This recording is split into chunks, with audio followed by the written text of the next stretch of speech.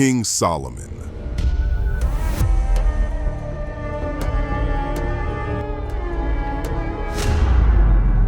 The wisest man to ever live, blessed by God with unparalleled wisdom, unimaginable wealth, and a kingdom beyond compare.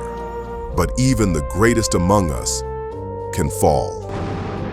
Once the builder of the temple, the man who united nations with his wisdom, Solomon's life ended in regret and spiritual ruin.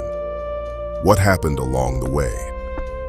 As his kingdom flourished, Solomon faced the temptations of power, pride, and worldly desires.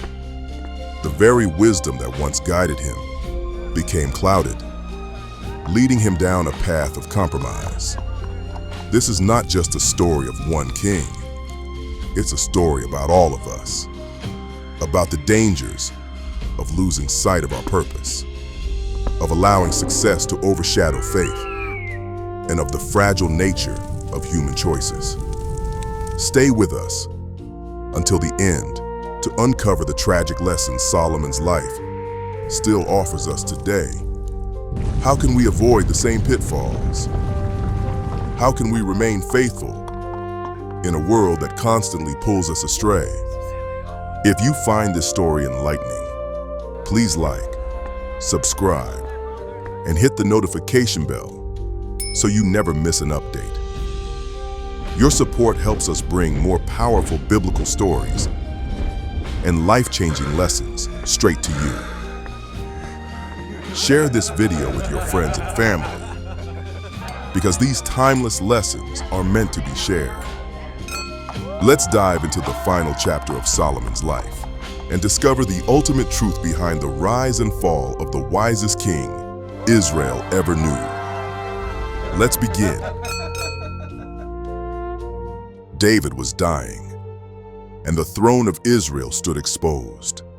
The man who had united the tribes and defended the land through war now lay weak upon his bed, his body failing.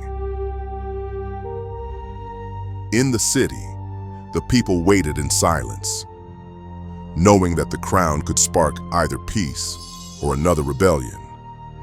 Among his sons, rivalry stirred, and each believed he deserved to rule. Adonijah, one of the older sons, moved quickly. He gathered chariots, horsemen, and noble supporters. To show his strength, he organized a grand banquet. The tables overflowed with food and wine, and the hall buzzed with the voices of men who believed they were backing the next king. Eat, drink, and remember this night. For tomorrow, Israel will call me king. My father's hand is weak, but mine is strong. With you beside me, the throne is secure. The banquet erupted in applause. Outside, word began to spread that Adonijah had declared himself ruler. But inside the palace, Bathsheba, the mother of Solomon, felt the danger pressing closer. She knew that if Adonijah succeeded, both she and her son would be in mortal risk. Guided by the prophet Nathan, she entered the king's chamber where David lay weak upon his bed. The room was dim, the air heavy, yet David's eyes still carried authority. My lord, you swore before the Lord your God that Solomon would sit on your throne, but Adonijah has already declared himself ruler. If nothing is done, he will destroy us both. Nathan confirmed her plea, warning the king that action had to be taken without delay. David, gathering what strength he had, gave his command.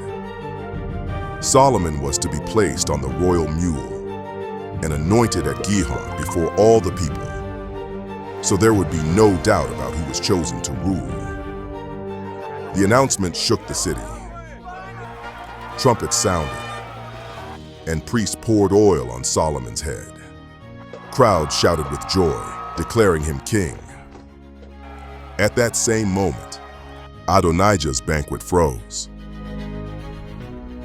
The laughter stopped. The wine cups trembled in their hands, and fear spread among his supporters. His claim to the throne dissolved before it had begun. From the very beginning, Solomon's reign was marked not by peace, but by the struggle for succession.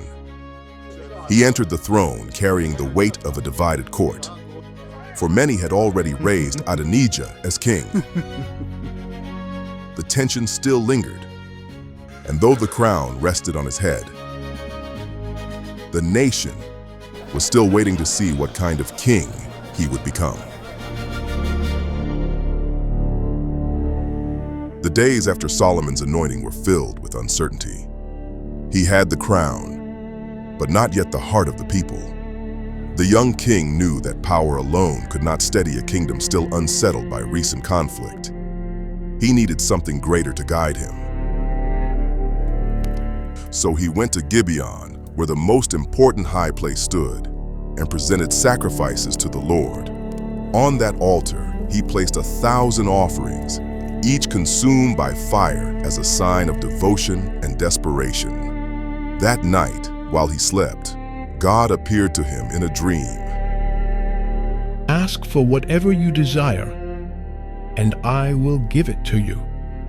Lord my God, give your servant an understanding heart to rule your people and to discern between right and wrong.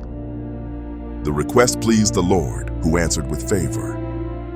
Because you ask for wisdom and not for wealth or power, I will give you a heart wiser than any before or after you.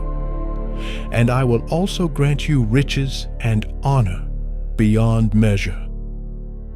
When Solomon awoke, the dream was not forgotten. From that day, word began to spread that the new king was different, that his reign would be guided by wisdom greater than human strength. The first test of that gift soon came. 2 women arrived at his court, both claiming to be the mother of a single child. The dispute seemed impossible to resolve, and the people watched to see what their new king would do. Solomon listened carefully, then called for a sword. He ordered that the child be cut in 2 and divided between them. At that moment, one of the women cried out in anguish, choosing to surrender her claim rather than see the boy killed. Solomon gave the child to her, and all who witnessed it knew she was the true mother. The nation marveled. They saw that their king had been given wisdom from God. News of this judgment spread quickly, and with it grew the respect for Solomon's throne. What had begun in tension now carried the hope of divine guidance. Yet with honor came expectation, and every eye remained fixed on the young king, waiting to see how he would use the gift he had been given. Would Solomon remain faithful to the God who gave him wisdom, or would the power of the throne lead his heart astray?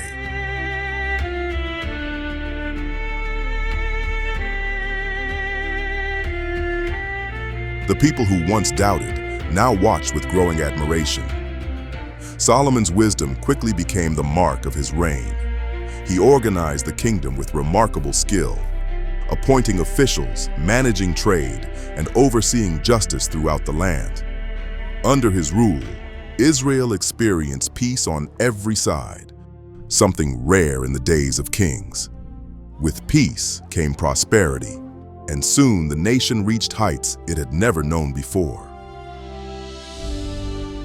The scriptures say that God gave Solomon wisdom as measureless as the sand on the seashore.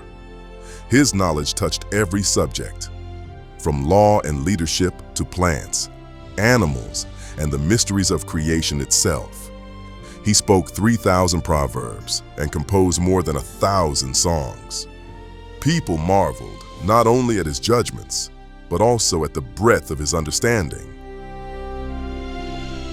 Foreign rulers began to hear of this young king, whose words carried the weight of divine insight. Traders and emissaries traveled long distances to test him with questions, and all returned astonished. Among them was the famous Queen of Sheba, who journeyed across the desert to see if the stories were true. When she witnessed Solomon's wisdom, his wealth, and the order of his court, she admitted that not even half of the truth had reached her land. But Solomon's greatness was not measured by knowledge alone. His reign also transformed Israel into a center of wealth and influence. Gold and silver flowed into Jerusalem. Each year, Solomon received more than 25 tons of gold. His throne was overlaid with ivory and pure gold, with lions standing guard at each step, a sight unlike anything in the kingdoms around. Even silver lost its value, for wealth had become so common. This prosperity was tied to his mastery of trade. Solomon controlled routes that connected Egypt to Mesopotamia, bringing riches from every corner of the ancient world. His fleet of ships returned every 3 years, loaded with treasures, ivory, apes, peacocks, and precious stones.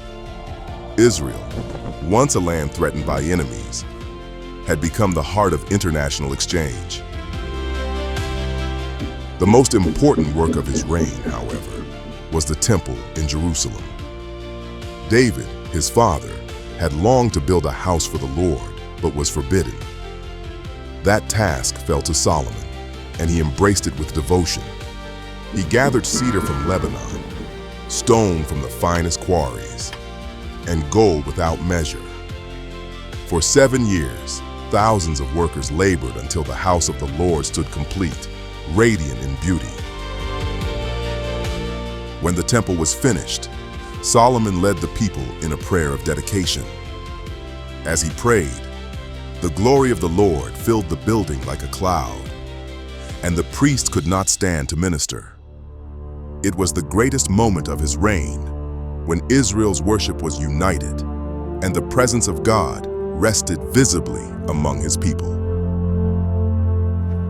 The reign of Solomon was filled with wonders that drew nations in awe, and just as their story was worth remembering, so too are the many untold stories that remain in Scripture. Join us at Bible Stories Untold TV. Share this film, subscribe, and invite others to walk with us as we uncover together the wisdom and mysteries of the Bible. Yet even as the nation celebrated, shadows lingered at the edges of Solomon's glory. His wealth, his alliances, and the vast power he had accumulated began to open the door to new temptations. The world admired him, but admiration can become a trap, and a heart lifted high is a heart at risk. The glory that once united Israel began to twist into excess. Solomon's fame attracted rulers from every land, and peace was secured through marriages that multiplied beyond reason. He took 700 wives of royal birth and 300 concubines, each one binding him to foreign powers. What began as strategy soon became compromise, for with every bride came her gods, her rituals, and her demands. At first, these unions seemed harmless, even strategic. They brought peace with surrounding kingdoms and filled the courts of Jerusalem with splendor. But the law had warned that a king must not multiply wives, or his heart would be led astray. But step by step, the king who had built the temple for the Lord began to raise altars on the hills for gods Israel had long been told to reject. Build a place for my God, as you did for yours. If you love me, let my people worship as they do in my land. The high places multiplied.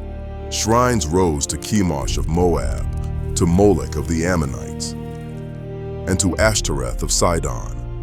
Incense burned where once only the name of the Lord had been honored. The people of Israel watched in silence, torn between devotion to the temple and obedience to the king. For some, the example of Solomon gave permission to do what had long been forbidden. As Solomon grew older, his heart no longer burned with the same devotion. His wisdom remained, but his loyalty weakened, and he allowed what once he would have condemned. Solomon, the Lord gave you wisdom greater than all men. But if you turn your heart to other gods, he will tear this kingdom from your hand.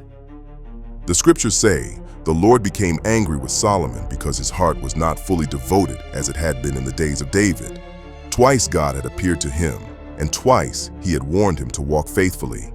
Yet even with such mercy, the king continued to compromise. The splendor of his reign stood unmatched, but so too did the weight of his disobedience. Israel's golden age now trembled on the edge of judgment. Could the kingdom survive when its own king had divided his heart?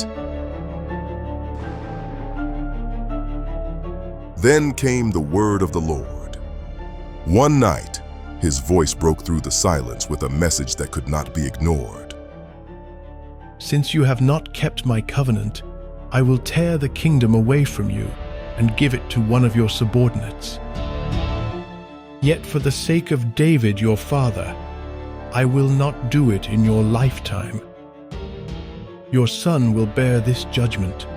One tribe will remain for David's sake and for Jerusalem, which I have chosen. The word was clear. The throne would remain in Solomon's hand, but the kingdom's unity was already broken. Soon, adversaries rose against Israel. Hadad the Edomite, who had fled to Egypt in David's days, returned and stirred trouble from the south.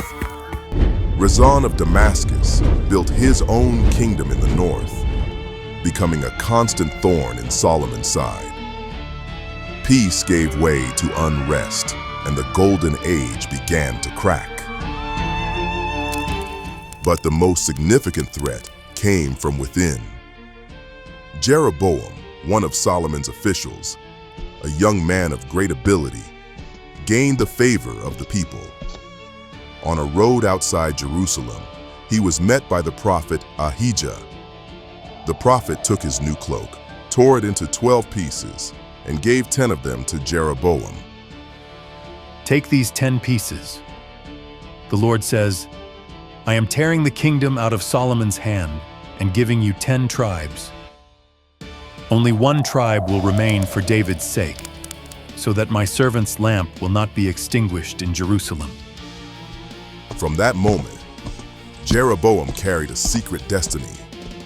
He would one day lead most of Israel, while Solomon's own line would keep only a fragment. The man once admired for wisdom was now surrounded by enemies, foreign and domestic. The promise of judgment hung heavy over his house, and already the cracks of decline had begun to show. What God had spoken now unfolded step by step. The empire that Solomon built with wisdom and wealth began to slip through his fingers. Foreign enemies harassed Israel without pause. Armies that had once marched at his command now struggled to hold the borders. His fleet at Etzion-Geber, once a symbol of prosperity, became a costly burden as trade routes faltered. What had been treasures from afar now turned into losses the kingdom could no longer sustain. Inside the kingdom, unity fractured. The tribes no longer saw Solomon as the shepherd of Israel, but as a king consumed by palaces, gold, and foreign wives. The loyalty of his officials weakened, and whispers of rebellion grew louder. The once unbreakable bond between king and people was gone. His legendary wisdom no longer commanded the same awe. Instead of inspiring respect, his decisions stirred resentment. The taxes that had financed the temple and his palaces became unbearable burdens. People muttered that the king, who had once spoken of justice, now enslaved them to labor for his own splendor. We labored for his glory, but our backs are bent, and our sons are weary. Does the king remember the covenant of our fathers, or only the idols in his house? The glory of the throne was fading. Solomon, who had once drawn nations in admiration, now watched as respect turned into suspicion. His wealth grew, yet it no longer brought security.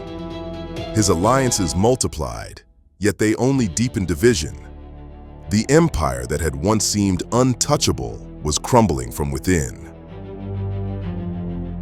The man who had once written, "The fear of the Lord is the beginning of wisdom," now lived as if he had forgotten his own counsel. In his final years, Solomon carried not the joy of victory, but the weight of regret. The man who had written thousands of proverbs now looked back on his life with sorrow. I built houses, planted vineyards, and filled my halls with gold. Yet all of it has left me empty. What I gained was lost, and what I loved slipped away. The great king of Israel ended not in triumph, but in disillusion. His wisdom had been his crown, but without devotion, it became powerless. He had lost the heart of his people, the strength of his empire, and the favor of the God who had once lifted him above all others. His last days closed in regret, and soon his throne would pass to a son unprepared for the weight of a broken kingdom. After 40 years on the throne, Solomon died. He left behind wealth, palaces, and monuments, but also a nation restless, burdened by heavy labor and shaken by his compromises. His son Rehoboam inherited not the peace of David or the wisdom of Solomon, but a throne already fractured. The tribes gathered at Shechem to crown him. They pleaded with the young king for relief from the burden Solomon had placed on them. The elders advised Rehoboam to listen, to serve the people with kindness so their loyalty would be secure. But Rehoboam rejected their counsel. He turned instead to the reckless advice of his peers, who urged him to rule with a heavier hand. My father laid on you a heavy yoke. I will make it even heavier. My father scourged you with whips. I will scourge you with scorpions. The words fell like fire. In that moment, the fragile unity of Israel collapsed. 10 tribes broke away, choosing Jeroboam as their king. Only Judah and Benjamin remained loyal to the house of David. The kingdom that David had fought to unite and Solomon had raised to glory was torn apart in a single generation. This was the final blow. The judgment God had spoken was fulfilled. Israel was divided, never again to be whole, as it had been in the days of David and Solomon. The man who began with wisdom greater than any other left behind a legacy shattered by compromise. He built temples, palaces, and wealth beyond measure, but he lost the devotion of his people and the unity of his kingdom. The story of Solomon ends not with triumph, but with warning. His life teaches us that wisdom without faithfulness collapses, that wealth without devotion corrupts, and that power without humility destroys. A crown can be lost, a kingdom can fall, but the heart is where faithfulness begins and ends. The lesson is clear. Do not let gifts, knowledge, or success replace the God who gave them. Guard your heart, for even the wisest man learned that without devotion to him, all achievements become meaningless, a chasing after the wind. The story of Solomon reminds us that wisdom alone is not enough. Without faith, without devotion, even the greatest can fall. As we reflect on his rise, his mistakes, and his tragic end, we are left with powerful lessons about the dangers of pride, temptation, and the fleeting nature of earthly gains. Thank you for watching. If Solomon's story has inspired you, we invite you to continue exploring these timeless lessons with us. Subscribe to Bible Stories Untold TV for more powerful biblical stories that speak to the heart and change lives. Stay with us as we uncover more truths from the past that still shape our world today.